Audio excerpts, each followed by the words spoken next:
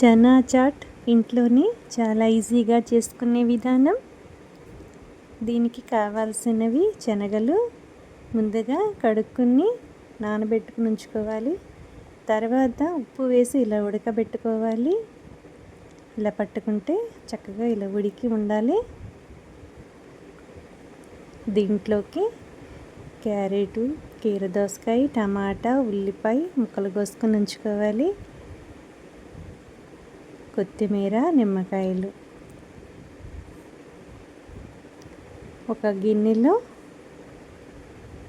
పొడి మసాలా, ఉప్పు, కారం, జీలకర్ర పొడి, ధనియాల పొడి, కొంచెం నీళ్లు పోసుకొని ఇవన్నీ కలుపుకోవాలి. ఒక కళాయిలో నూనె పోసుకొని కరివేపాకు వేగినాక మనం ముందు కలిపి పెట్టుకున్న ఉప్పు, కారం, మసాలా అవి నూనెలో వేసి వేయించుకోవాలి. దీంట్లోనే ఇప్పుడు ఉల్లిపాయ ముక్కలు, క్యారెట్, టమాటా ముక్కలు, కొత్తిమీర కూడా వేసి వేయించుకోవాలి.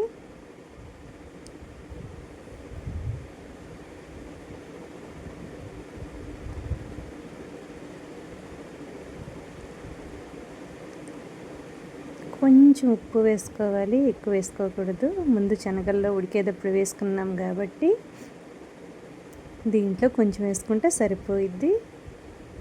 ఇప్పుడు మనము ఉడకబెట్టుకున్న శనగలు వేసి తిప్పుకుంటూ ఉండాలి. శనగలు ఒక గరిటెడు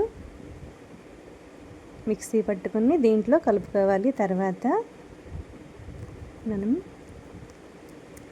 శనగల్ని మిక్సీ పట్టుకుని దీంట్లో కలుపుకుందాం.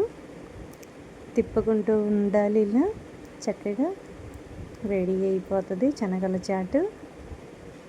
పిల్లలు ఎంతో ఇష్టంగా తింటారు.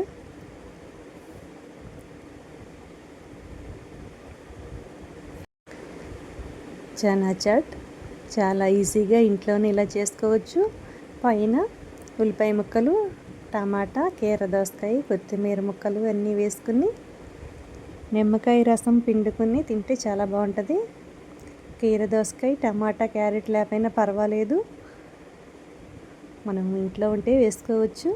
లేకపోతే ఉల్లిపాయలు, కొత్తిమీర వేసుకున్నైనా తినేయచ్చు. మీరు కూడా ఇంట్లో చేసి అందరికి పెట్టండి, ఇష్టంగా తింటారు. బయట కొని పెట్టేదానికంటే ఇంట్లోనే ఇలా చేసి పెడితే పిల్లలు చాలా ఇష్టంగా తింటారు. ఇంట్లో చేసింది ఇంకా చాలా బాగుంటుంది. మీరు కూడా సాయంత్రం పిల్లలు స్కూల్ నుంచి వచ్చినప్పుడు ఇలా చేసి పెట్టండి.